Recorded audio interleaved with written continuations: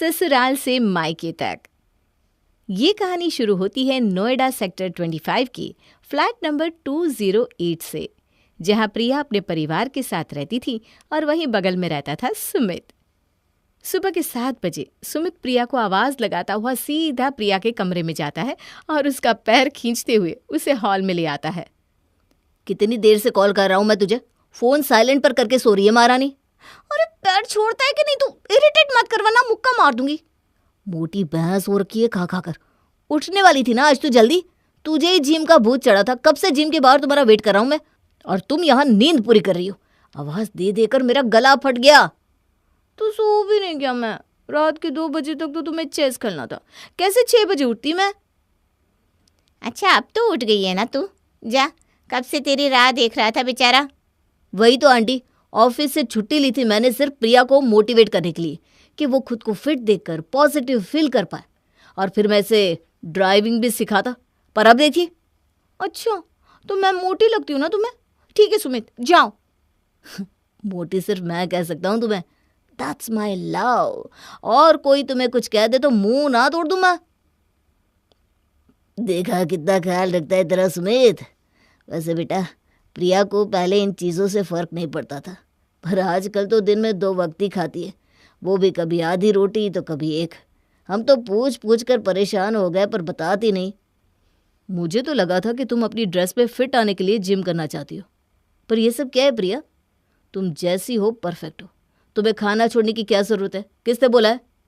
तुम्हें क्या मतलब मुझे क्या चीज़ कितना इफेक्ट करती है? तुम्हें तो बस मेरे पैर खींचकर उठाना होता है ना। सुमित समझ जाता है कि प्रिया को कोई ना कोई बात परेशान कर रही है। प्रिया, तुम तैयार हो जाओ, हम बाहर घूमने जा रहे हैं। और प्रिया का हाथ पकड़कर सुमित बिल्डिंग की दूसरे विंग में ले जाता है। तभी उस विंग से कुछ लड़कों का झुंड आता है और प्रिया को मोटी मोटी कहकर चिढ़ाने लगता है। अरे मोटी, जरा वजन तो कम कर ले। मुझे लगा ही था कि विक्रम के बच्चे का ही किया था रहा है ये। और बिना कुछ सोचे समझे सुमित विक्रम का कॉलर पकड़कर उसे मारने लगता है।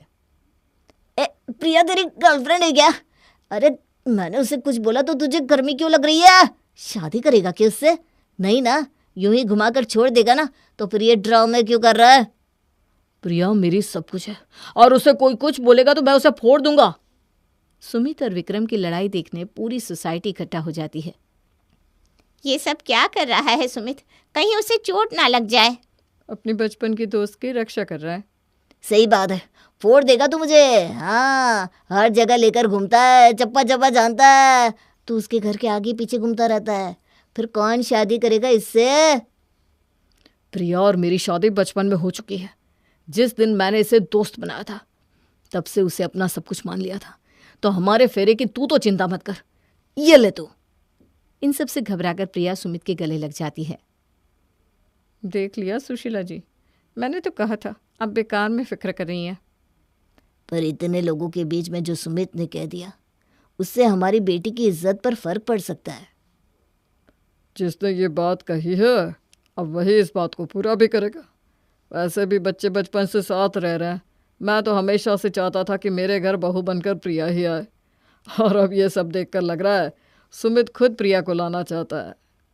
इन सब के बाद सभी सुमित के घर पहुंचते हैं, जहां पर प्रिया सुमित की मरहम पट्टी कर रही थी। मैं ना रहूंगी ना सुमित, तो न जाने तुम्हारा क्या होगा। कितनी चोट लगा ली तुमने, कुछ हो जाता तो।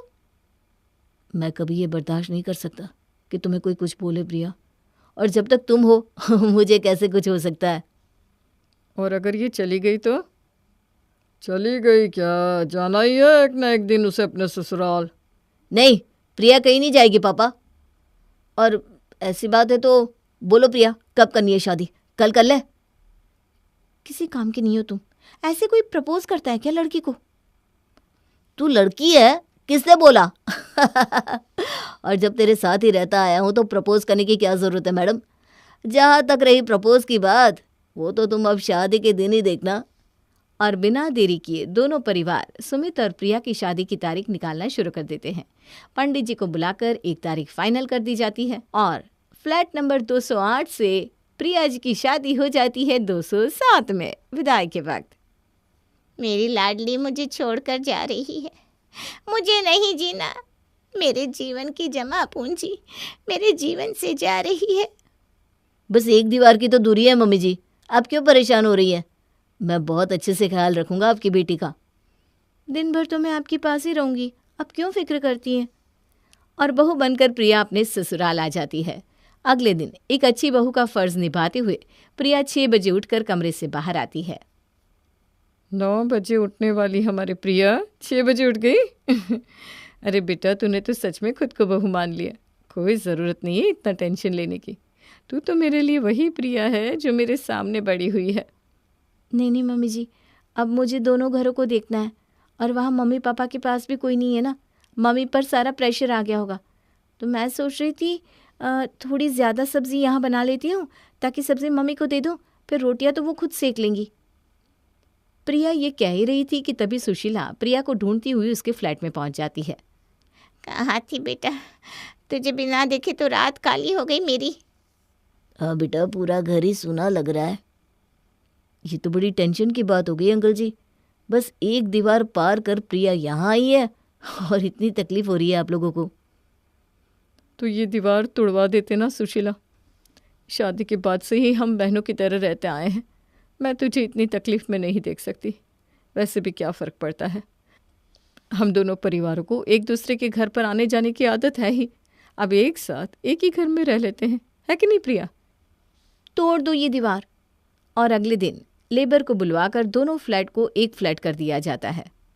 आहा, क्या सही स्पेस निकल गया नहीं प्रभात जी। अब बड़ा बड़ा लग रहा है फ्लैट अपना। अच्छा खासा हॉल एरिया निकल गया है। अब जब वो विनीत कहेगा ना उसका फ्लैट 4 BHK है, तो हम भी कह देंगे वही हमारा तो 6 BHK है। तो हमारे नए घर बनने की खुशी में कुछ चटपटा कुरकुरा हो जाए बहू। अभी पापा जी बस 15 मिनट दीजिए, अभी लेकर आई। और प्रिया रसोई में जाकर आलू के पकोड़े तलकर लेकर आती है। ये हुई ना बात। प्रिया बिल्कुल मेरा ही बच्चा है सुशीला जी। जी प्रभात जी। वैसे बेटा तुझे पता है ना मुझे शुगर है। ये उबले हुए आलू के पकोड़े मैं कैसे खाऊंगी? मेरा शुगर बढ़ नहीं जाएगा? अरे मैं तो भूल ही गई थी मम्मी, सॉरी। कोई बात नहीं बेटा, होता है। तू जाकर प्याज के पकोड़े बना कर लिया अपनी मम्मी के लिए। और अपनी सास की बात मानकर प्रिया प्याज के पकोड़े बनाकर ले आती है। और जैसे ही प्याज का पहला पकोड़ा सुशीला अपने मुंह में लेने जाती है, विमल कहता है, आज मंगलवार है और आप प्याज खा रही हैं? हाय, मैं तो भूल ही गई थी। चलिए कोई बात नहीं, मैं बैठी हूँ, आप सब मज़े लूटिए। इस जून की तपती धूप में अचानक आई बारिश के साथ पकोड़े खाने का मज़ा ही कुछ और है नहीं? लीजिए लीजिए, मज़े लीजिए आप सब। ऐसे अच्छा थोड़ी ना लगेगा मम्मी कि सब खा रहे हैं और आप बैठी रहो। मैं अभी आपके लिए पनीर के पकोड़े बना कर लेकर आती हूँ। मेरे लिए पनीर के पकोड़े मत बनाना बहू। वो क्या है ना, तुझे पता ही है पनीर मुझे पचता नहीं है। और तीसरी बार पकौड़े बनाने प्रिया किचन में जाती है। इतना ज़्यादा तेल का स्मेल नाक में चला गया है कि अब मैं खुद ही पकौड़े नहीं खा पाऊंगी। और सबको पकौड़े खिलाने वाली प्रिया बिना खुद पकौड़े खाए रह जाती है। अगली सुबह हमेशा की तरह सुशीला और विमल सुबह 4 बजे उठकर मॉर्निंग वॉक पर निकल पड़ते हैं। पूरे 2 घंटे वॉक किया है आज मैंने। आज तो बड़ी जोर की भूख लग रही है। कुछ अच्छा बनाकर खिलाइएगा सुशीला जी। अरे पहले घर तो चलिए आप। घर पहुंचते ही हमेशा की तरह सुशीला भजन चालू कर किचन में चाय की तैयारी करने लग जाती है और विमल हॉल में न्यूज़ लगाकर बैठ जाता है, जिसकी आवाज़ से प्रभात की आंख खुल जाती है। ये इतनी सुबह सुबह इतना शोर कहाँ से आ रहा है? हमारे घर पर तो कभी इतना शोर नहीं होता। आप शायद भूल गए हैं, आपके परम मित्र को सुबह जल्दी उठने की आदत है। वही होंगे हॉल में। तो ज़रा जाकर उसे टीवी की आवाज़ कम करने के लिए कहिए ना मनीषा जी। नींद आ रही है मुझे। नहीं, मैं किसी को कुछ नहीं कहने वाली। अब वो हमारे समधी समधन है, उन्हें कैसा लगेगा? ये घर उनका भी तो है। और अपने कानों को तकिए से ढककर प्रभात सोने की बहुत कोशिश करता है, पर शोर के कारण सो नहीं पाता। और रोज़ 9 बजे तक उठने वाला प्रभात आज 6 बजे ही उठ जाता है। चाय बन गई जी? हाँ बस ला रही हूँ। 2 कप और बना लीजिए मैडम, आपके समधी समधन जी आ गए हैं बाहर। सुशीला सभी के लिए बाहर चाय लेकर आती है और सभी को देती है, जिस पर प्रभात कहता है, एक तरफ तो भाभी जी आप लोग मॉर्निंग वॉक पर जाते हैं और फिर खाली पेट चाय पी लेते हैं। नहीं बाबा नहीं, मैं तो खाली पेट पहले गर्म पानी में नींबू डालकर पीता हूँ। और Manisha ji bullet proof coffee. तभी प्रिया अपने कमरे से बाहर आकर कहती है, तो मैं बना देती हूँ ना कॉफ़ी और लेमन वाटर पापा जी। प्रिया अपने ससुर जी के लिए गर्म पानी लेकर आती है, जिसके बाद वो वॉशरूम जाकर आते हैं और पसीने से लथपथ बाहर आते हैं। क्या हो गया जी आपको? पसीने से भीग कैसे गए? भीगूंगा ही ना। सुबह 9 बजे उठकर 10 बजे फ्रेश होने वाला आदमी सुबह के 6:30 बजे फ्रेश हो रहा है। पेट साफ ही नहीं हो रहा, ऊपर से जल्दी उठने के कारण सर में दर्द हो गया सो अलग। एक कप चाय तो पीकर देखिए प्रभात भैया, सब कुछ साफ हो जाएगा। मुझे तो कुछ गड़बड़ नजर आ रही है। और इस तरह सुबह का समय तो पार हो जाता है और फिर बारी आती है नाश्ते की। नाश्ते में क्या बना लूं मम्मी? पोहा बना ले बेटा। पर इतनी जल्दी नाश्ता बनाने की क्या ज़रूरत है? 11 बजे के पहले तो मुझे भूख ही नहीं लगती। रोटी के बिना तो हमारा नहीं चलता, तू जानती है ना बेटा। और ज़रा जल्दी करना, फिर पापा को काम पर भी निकलना है। तो एक काम करती हूँ मम्मी, मैं अब रोटियाँ बना लेती हूँ, उसके बाद पापा जी मम्मी जी के लिए पोहे बना लूँगी। और प्रिया अपने सास ससुर के साथ अपने माँ बाप का मनपसंद खाना बनाने रसोई में चली जाती है। पहले पहले तो उसे ये सब आसान लग रहा था, पर वो नहीं जानती थी कि अब यही सब उसे कितना भारी लगने वाला था। दोपहर के वक्त प्रिया कपड़े धोने जाती है। वॉशिंग मशीन की आवाज़ सुनकर मनीषा कहती है, ये किस चीज़ की आवाज़ आ रही है बहू? वो कपड़े धोने डाले ना मैंने मशीन में। मम्मी जी आप भी दे दीजिए अपने कपड़े, पापा के तो मैंने डाल दिए। क्या? ये क्या किया बहू तूने? हो गया सत्यानाश। वॉशिंग मशीन के कारण बिजली का बिल कितना बढ़ जाता है पता भी है तुझे बाबू? ऊपर से मेरे कपड़े खराब हो जाएंगे सो अलग। मनीषा जी ज़रा देखिए, आप समझाइए इसे। अब एक ससुर बहू को इन चीज़ों के बारे में रोक टोक करे तो अच्छा नहीं लगता। बहू हमारे घर में ना कोई भी कपड़े मशीन में नहीं धुलता बेटा। क्या हमारे घर में वॉशिंग मशीन नहीं है जो तुझे तेरी माँ का वॉशिंग मशीन यूज़ करना पड़ता है बेटा? पर इन्होंने बिकवा दी। बिजली का बिल इतना आता था, ऊपर से मशीन की आवाज़ से ना मुझे माइग्रेन हो जाता है बहू। ये गलत कह दिया दीदी आपने। मैंने कभी आपको अपनी समधन माना ही नहीं, हमेशा सगी बहन माना। पर अपनी माँ का वॉशिंग मशीन बोलकर आपने साबित कर दिया कि अब हम सहेलियाँ नहीं समधन हो गए हैं। मतलब मुझे हाथ से कपड़े धोने पड़ेंगे? और मम्मी को तो रोज़ बेडशीट और पिलो कवर निकालने की आदत है, इतने कपड़े मैं हाथ से कैसे धोऊंगी? ओह गॉड। और इसी तरह दोनों परिवारों की पसंद नापसंद में पिस जाती है प्रिया। किसी को सुबह जल्दी उठना है तो किसी को लेट, किसी को पहले नाश्ता करना होता है तो किसी को लेट, कोई प्याज खाना पसंद करता है तो किसी को अदरक और मिर्ची पसंद नहीं, किसी को मसाले बहुत ज़्यादा पसंद है। और इसी सब के कारण एक दिन में 6 बार प्रिया को खाना बनाना पड़ रहा था। ऑफिस से वापस आकर अपनी नई नई दुल्हन से मिलने सुमित किचन में जाता है। सुबह मैं तुम्हें किचन में छोड़कर गया था, अभी तक तुम किचन में ही हो। रात के 10 बज रहे हैं बाबू। पापा जी मम्मी जी तो 8 बजे डिनर कर लेते हैं, पर मेरे पेरेंट्स को रात को 12 बजे खाने की आदत है, तो 10 बजे ही खाना बनाना पड़ेगा। और पापा ठंडा खाना खाना ही नहीं चाहते। देखो तुम पर इन सब के कारण बहुत ज़्यादा प्रेशर आ गया है प्रिया। एक काम करते हैं, हम कुक रख लेते हैं। मैंने सोचा था कुक रखने का सुमित, एक मेड को फ़ोन भी किया था, पर जैसे ही उसने सुना कि एक ही घर में 2 परिवार रह रहे हैं, उसने तो आने से ही मना कर दिया। तभी किचन में आपस में बात कर रहे प्रिया और सुमित को किसी के चिल्लाने की आवाज़ आती है। दोनों भागते हुए बाहर आते हैं, जहां देखते हैं कि उनके पेरेंट्स आपस में झगड़ रहे हैं। हर रोज़ तुम्हारे टीवी के चक्कर में मेरी नींद खराब हो जाती है विमल। अब टीवी बंद कर दे, दिमाग खराब मत कर मेरा। अरे आज इंडिया पाकिस्तान का मैच है भाई, मुझे मत बोल टीवी बंद करने के लिए। आज टीवी बंद नहीं होगा। होटल समझ के रखा है क्या? ये मेरा घर भी है। एक तो जब देखो टीवी ऑन करके बैठा रहता है, 1 सेकंड मुझे रिमोट नहीं मिलता टीवी का। शांत हो जाइए विमल भैया, आपकी समधी लगते हैं, अब आपके दोस्त नहीं रहे ये। यहाँ बात दूसरी हो जाएगी। समधी लगते हैं तो क्या मेरे सर पर नाचेंगे? अब बात दूसरी हो या तीसरी मुझे फर्क नहीं पड़ता। हर वक्त मैं क्यों एडजस्ट करूं? हर वक्त मुझे कॉफ़ी के बदले चाय क्यों पीने को मिलती है? बहू लाए हैं पर बहू लाने का कोई फ़ायदा मुझे नहीं मिल रहा। ये सब देखकर बात को बढ़ने से रोकने के लिए सुमित अपने सास ससुर को अलग कमरे में ले जाता है और प्रिया अपने सास ससुर को अलग कमरे में। छोड़िए ना पापा जी, मेरे पापा को तो शुरू से ही ना खटखट करने की आदत है। आप तो उनका नेचर जानते हैं ना, नींद ना होने से कितना चिढ़ जाते हैं वो। टेंशन मत लीजिए, मैं अपने फ़ोन पर आपको मैच लगा कर दे देता हूँ। और मम्मी आप बैठिए, मैं आपके पैर पर तेल लगा देता हूँ।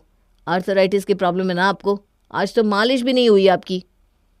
यहाँ सुमित अपने सास ससुर को समझा रहा था तो वहाँ प्रिया, तेरे परिवार में एक तू ही समझदार निकली बेटा, वरना सबके सब गंवार हरकतें करते हैं। बता, हमारा एक ही तो बेटा है, वो भी दिन भर उनकी गुलामी करता रहता है, तुझे भी कहाँ समय दे पाता है वो। नहीं मम्मी, रात के वक्त तो मैं और सुमित साथ में ही रहते हैं। पर इन सब के कारण तुझ पर तो कितना बोझ आ गया ना बहू। और वो बेचारा खुद ऑफिस से थक हार के घर आता होगा, और तुम दोनों के बीच में सब सही होता तो अब तक हमें गुड न्यूज़ नहीं मिल जाती क्या। इन दोनों फ्लैट को एक हुए आज 3 महीने हो गए हैं, पर रोज वही की वही लड़ाइयाँ। और दोनों परिवारों की लड़ाइयाँ दिन पर दिन बढ़ती जाती हैं। और फिर आता है बिजली का बिल, जिसे देखते ही प्रभात का पहरा चढ़ जाता है। 10,000 बिजली का बिल 6 लोगों में, और चलाओ वॉशिंग मशीन। सिर्फ वॉशिंग मशीन का इतना बिल नहीं आता भैया, वॉशिंग मशीन तो हम भी यूज़ करते थे। गर्मी का वक्त है ना, एसी भी तो चलता है। हमारे कमरे में तो बस रात को ही एसी चलता है सुशीला। फिर तो मुझे आर्थराइटिस है मनीषा बहन, मेरे कमरे में तो एसी चलता ही नहीं, तो कौन चला रहा है एसी। और इस रोज रोज की चिक चिक से परेशान होकर सुमित कहता है, अगर दोनों परिवार एक साथ रहेंगे तो ये प्रॉब्लम कभी भी सुलझने वाली नहीं है मम्मी। परिवार को आपस में जोड़े रखने के लिए उनके बीच थोड़ी सी दूरियां बनाए रखनी बहुत ज़रूरी है। हम सब एक दूसरे की लाइफ में इतने घुस गए हैं कि कोई किसी की इज्जत ही नहीं कर रहा, ना ही कोई किसी को स्पेस दे रहा। दोनों परिवारों की लाइफस्टाइल बहुत अलग है। मुझे लगता है हमें वापस से दोनों फ्लैट को सेपरेट कर देना चाहिए। अंबुजा सीमेंट की ऐसी दीवार बनाओ कि जो अब की बार टूटे ही नहीं। और जैसे ही दोनों फ्लैट अलग होते हैं, दोनों परिवारों के बीच की अनबन अपने आप सुधर जाती है।